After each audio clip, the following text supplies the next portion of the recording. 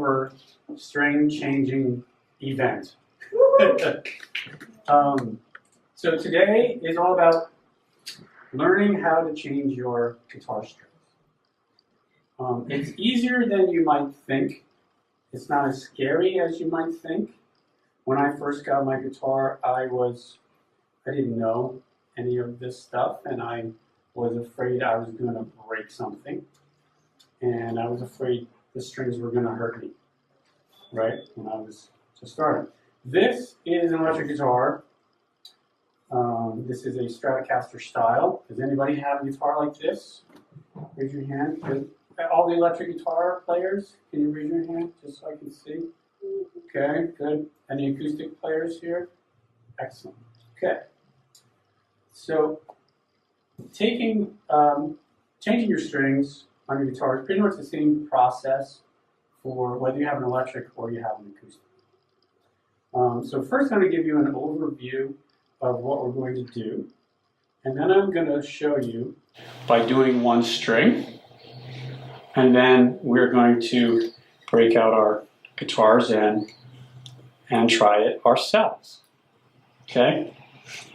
So who thinks they know the first thing you need to do when you want to change your strings? Yes? You gotta cut them off. Yes, you have to get rid of your old string. So step one is to remove the old string. Now before you do that, I suggest highly that you check and make sure you have a full set of replacement strings. There was one time where I went to take my strings off and put them on, and I didn't have all of the strings I needed. So, I want to talk a little bit about the strings that we have.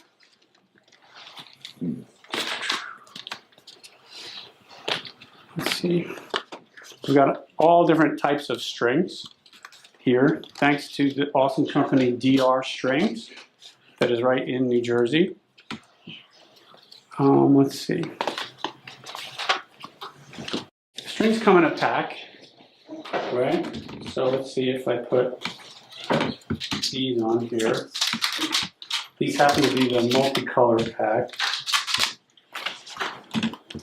Okay, so when you get a set of strings, they're going to have all 6 strings in one pack. And so before you start anything, you want to make sure that you have all the strings you need. So what I'm going to do is double check by opening this up. And they come 2 strings to a little pouch. And DR strings are really cool because they even worked with the material made inside this, to make this pouch so it stops the strings from corrosion, which is cool. So there are 2 strings per pack. So these strings are colored, which is really cool, and I have all 6. All right, so the first thing we would do is remove the old string, now that I know that I have it. To do that, we're going to need some tools, right? And we have some extra ones, and as you guys change your strings, we're going to show you your tools that you need and help you out with that. So this we have is a peg winder. It's a wonderful thing. Without it, do you need this? No, you don't. But if you don't have one, your forearms are going to get very tired of turning the pegs. Okay, so they're very cool. And they're not expensive. The other thing you would need is a clipper to clip off the excess string. So this is just a wire cut. So these are the 2 main tools you need. Sometimes I also like to have needle nose pliers so that I can get strings, if the strings get a little stubborn, I can take them out without using my fingers. So we need wire cutters, and we need a peg winder. So first we take the strings off, and then we need to put the new string on. You guys ready for me to do this? Okay, so what string am I going to do first? Well, I think I'll do this thick E string. Now, people ask me, like, Mr. Tom, do you do them all at once? Or do you one at a time? Or how do you even know when to change your strings? Well, I do, when I change them usually one at a time. I do that because I want to keep the tension on the neck pretty much the same. Even. When you take off all the strings, then the neck kind of relaxes a little bit, right? So I'm going to take off the first string, well, string 6.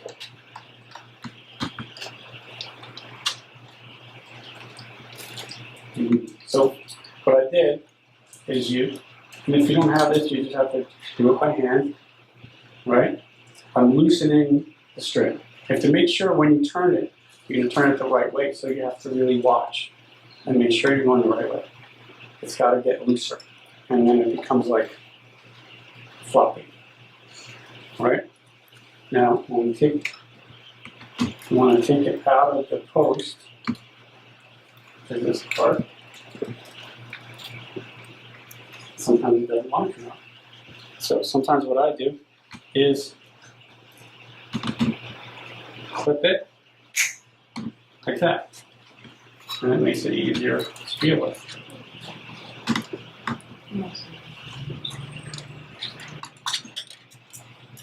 Okay, so I've removed part of the string, right? The other part is, on this guitar, is threaded through the bridge. All right, we're going to talk about how to do your specific guitar as you guys start working on your guitars. So what did I do? I loosened the string, right?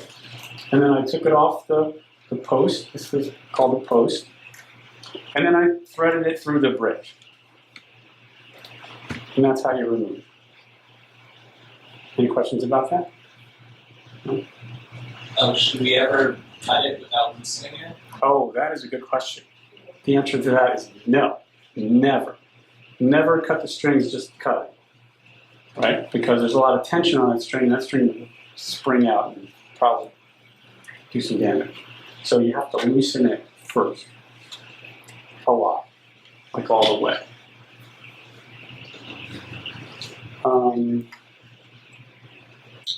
Okay, anything to add, Mr. Nelson? No. Yeah. You got it covered. Okay, so I'm going to put on a string.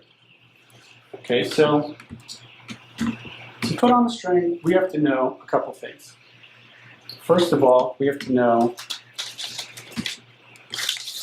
what string to put on. Luckily, they're labeled, right? It says 3rd and 6th strings in this pack. So one is going to be string 3, which is the G string, and one is going to be string 6, which is the low E string. So luckily, they are different sizes. They're different thicknesses. So string 6 is the thickest string. This one happens to be red. Very cool. So you notice this string has a ball end on one side and then a plain end on the other side. Maybe I should pass this around. You guys can see. You guys will have your own strings. So what we do is we're going to thread the plain end through the bridge. All right, and the bridge is the part on this guitar which is down here. You can always tell the bridge on your guitar because that's where the strings come out. That's where the strings are affixed to the guitar.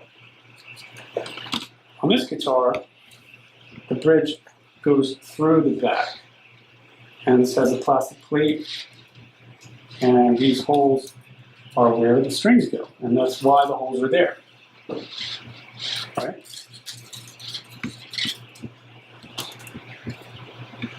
So what I'm going to do is feed this through the back, and you see it comes out this hole right here. See that? Everybody see? So what I'm going to do is I'm going to pull the string until the ball end catches in the back. I'm going to pull it pretty good too. because I want the ball to seat in the hole that it's supposed to, which is inside. All right, so now we have the string coming out. So far, so good. Nothing really scary, right? And then the next step is you kind of want to keep tension. You don't want the string to flop around, and you don't want the string to get any kinks in it. You don't want it to bend in the middle. You want to keep it nice and straight. All right, so once we get it through the bridge, and it comes out, we want it to go through this saddle. Saddle is what the string actually rests on. And then it's going to go up the neck, and it's going to sit in this groove. And anybody know what this thing's called? Yes? Say it again? Yes, it's called the nut, right? The nut is a plastic piece that has all of these grooves in it for the strings to sit. So we want the string to go rest on its own groove. Every string has its own groove, right? And then this is the tricky part for most people. So what I'm going to do is thread this string through the hole in the post. So every post has a hole in it that is meant for the string to go through. So now I thread it through the back, I pulled it through the front, and then I put it through the hole in the post. So now my string is on. Am I done? Nope. All right, what I like to do is something called a simple wrap. There are actually many ways to do this part, to affix the string to the guitar tuner, right? Once the string goes through the hole, what I like to do, keeping, not letting it flop around too much, what I do is I back it up a little bit, because what we need to do is we're going to wrap this string, we wrap the string around this post right here. So we need to have some string length loose so we can wrap it. So what I do is I kind of pull the string back a couple inches. All right, so what I'm going to do, and one way you can do it is you can think by the frets, right? If I take the string by the nut right here and I pull it back a fret, right? And what that does, it gives me some excess string. And that is the part that's going to wrap around the post. Okay, so what I did again is I pulled the string through, I put it through the hole, and then I pull the string backwards about a fret. And sometimes you can have more or less.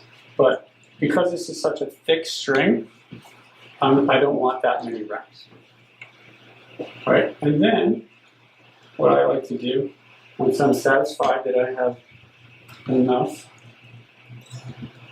what I do is I bend it right here. Does anybody see that? I bent the string so it doesn't come out. All right, and then I start winding. Now, it's important. What you want to do is, as you wind the string around the post, every successful wrap, you want to be lower than the one you made before. So what I'm going to do is Lower being closer to the lower guitar. being closer to the wood. So going down. Yeah. So here's I got you. Yeah. So if here's our post, right? Right? And there's a hole in it, say right here, and our string's coming out. As you wrap it around, you want wrap number 1 to be here, wrap number 2 to be here, wrap number 3 to be here. Right? And what I do is I use my finger to put pressure on the string like this. Because you want, the reason why we do that is because once the string hits the nut, we want to downward angle to get to the post, because it stays in tune then. So what I'm going to do is start winding. And I'm using my finger to make sure the string, when it goes around the post, is lower each time.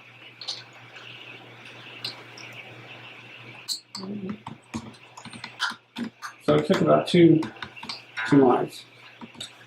All right, so now I double check and make sure it's coming through the saddle okay. Everything's good. It's in the groove in the nut, and my rep has gone pretty good. Full, everything's good. And then the last step is to tune it up. And then I give it a good tug just to make sure it's seated right, and nothing's weird. Right, everything's secure here, and secure here, and that's it. And then you just bring it up to pitch. So bring it up to pitch means you just tune it to what it's normally supposed to be tuned to. And then once we do that, what I like to do is clip off the excess. Now some people clip it really close to the post, but I like to leave a little bit, and then I bend that little bit down.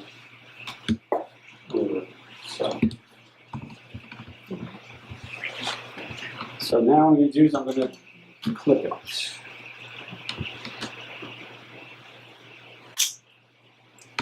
There it is. And then sometimes I use the end of my clipper just to push the excess string down. Some people like them pointing up, but I don't like them pointing up because sometimes you can poke your stuff with it. And that is how you change a string. So first you got to take off the old string, and then put on the new string. Any questions? Yes. What if the nut is too small for the string? What if the nut is too small? If the groove is too small? Usually if you're going to be changing a string, usually the string is already seated nicely. Now the groove, your string is not supposed to fit all the way down into the nut. So like if we're looking straight onto the nut, right? The string is actually going to be kind of half in the nut. You don't want it to be like here, right? Because then it won't ring as freely, right? And it depends on the guitar. Some guitars, they're mass produced, and sometimes the cuts aren't as clean. And so sometimes the nuts your string can sit a little too high or a little too low in the nut. But usually they're pretty good. That was a good question. Any other questions? Can you talk about weight of strings? Because I don't think because we changed ours actually from 9 to 10. The thickness of the strings? Yeah, 9 to 10, is that it? Yeah. So the way we talk about the strings, we talked in terms of the numbers that have to do with the string tension. Every string has its own particular tension, the gauge. So this particular set is a set of 10s. What that means is that the thinnest string is a 10 gauge string, right? It's a little thicker. The higher the number, the thicker the string. So a set of 9s has less tension than a set of 10s, right? So think about the tensions. The thinner the string, the easier they are to bend, but they sound a little thinner. They don't have as much meat on them, I think. So, and the thicker the strings, you get more tone, but then they're harder to bend. I don't know if that. So, we do have some 9s and some 10s here. So you had 9s on, and you changed them to 10s? She liked the 10s. She wanted it to sound more, I don't know, more like harder, deeper, something like that, yeah. Yeah, did you notice any difference in the strings? Sort of.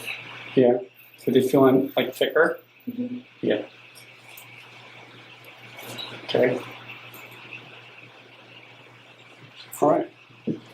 So that's changing one string. Now all you have to do is repeat that 5 more times, and you got yourself a set of strings. Now the first one you do is is going to take the longest that it's ever going to take. Right? Every time you do one, you're just going to get better at it and better. And it's one of those things that every guitar player needs to know how to do. Right? And it's not that hard.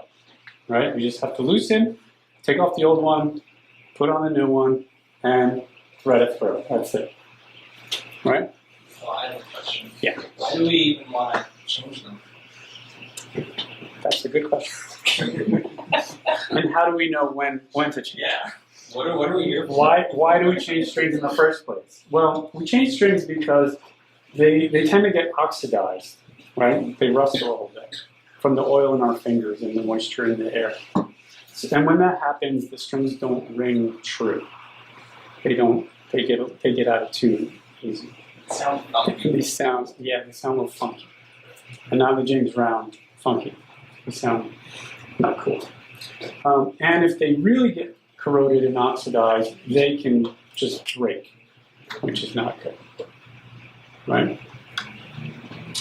So, yes. Does it hurt if a string pops on your finger? It can. It can hurt.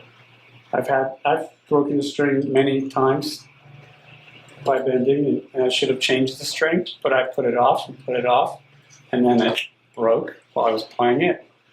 Yes? How long does it take regularly until you have to change it? Well, that's a good question. Everybody's different. It depends on how much you play, and it depends on kind of your hands. Because some people have really sweaty fingers, and some people don't. Right? The more sweaty fingers you have, just naturally, the faster your strings are going to oxidize. And to that end, string manufacturers have been looking for a way to extend the life of guitar strings. And they've come up with coated strings. Right? The first type of coated strings were there just to cover the strings with something so the strings didn't get the moisture from your fingers into the string.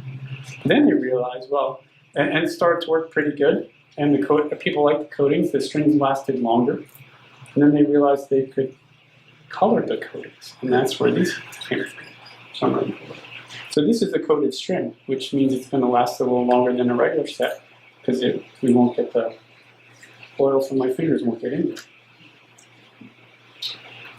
Okay? Yes? So would you say it's a good idea to wipe down your guitar after you play it? Yes, I would. In fact, With what? can you hand me that?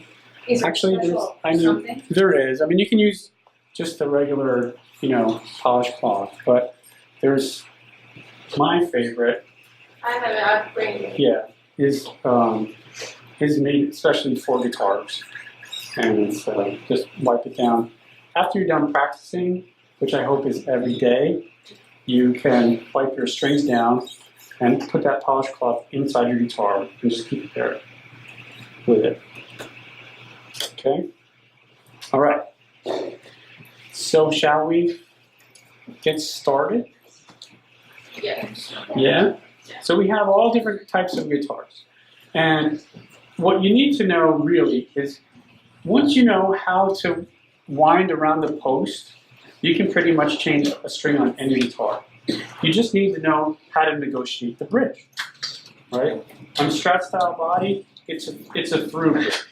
Same with a Telecaster, right? Which I'll show you. I brought them to show you.